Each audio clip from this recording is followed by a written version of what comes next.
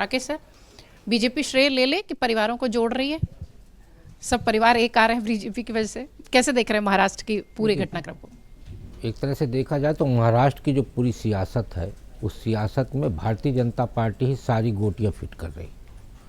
यानी जो सियासी बिसात बिछी हुई है, उसमें कहाँ पे कौन सी गोटी रखना है, ये देवेंद्र फडणवीस तय कर रहे हैं।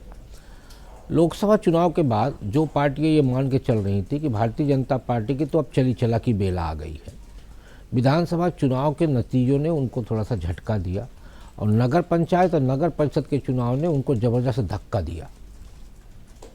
इसलिए जो नगर निगम का चुनाव होने जा रहा है, उसके लिए सभी पार्टियों ने एक मानस बनाया है कि भाजपा को कैसे रोका जाए।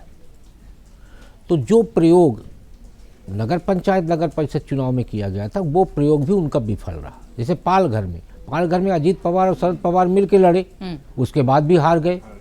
पुणे में आपके शिंदे भाजपा के खिलाफ भी सभी लोग एक साथ हुए थे, नासिक में भी हुए थे, वहाँ हार गए। नासिक में तो भारतीय जनता पार्टी के खिलाफ तो सोनिया गांधी, अजीत पवार, शिंदे सबकी पोस्टर लगे हुए थे, मतलब आश्चर्यजनक तरीके से पोस्टर लगा हुआ था, और उसके बाद भी हार गए। तो अब उनके मन में एक सबसे बड़ी जो चिंता है वो ये है कि विरासत की सियासत का कहीं अंत तो नहीं होने वाला है। इसीलिए सब ये मानस बना के चल रहे हैं कि या तो हमको जोड़ के चलो और नहीं हम दूसरा खेमा बना लेंगे। तो दूसरा खेमा को लेके आप आज देखिए कि अजीत पवार और शरद पवार दोनों नज़दीक हैं, उद्धव ठाकरे राज ठाकरे एक साथ हो गए हैं, और कांग्रेस जो है इस समय पर इंडिपेंडेंट तरीके से खड़ी है, जिसे शरद पवार भी डोरा डाल रहे हैं कि हमें साथ में ले लो, अजीत पवार भी उनके साथ बात कर रहे हैं कि हमें साथ में ले लो।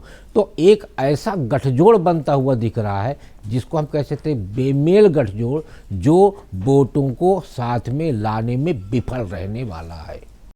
अगर आप ये वीडियो YouTube पर देख रहे हैं तो हमारे चैनल को सब्सक्राइब कर बेल आइकन दबाएं, और Facebook पर देख रहे हैं तो हमारे पेज को लाइक करें।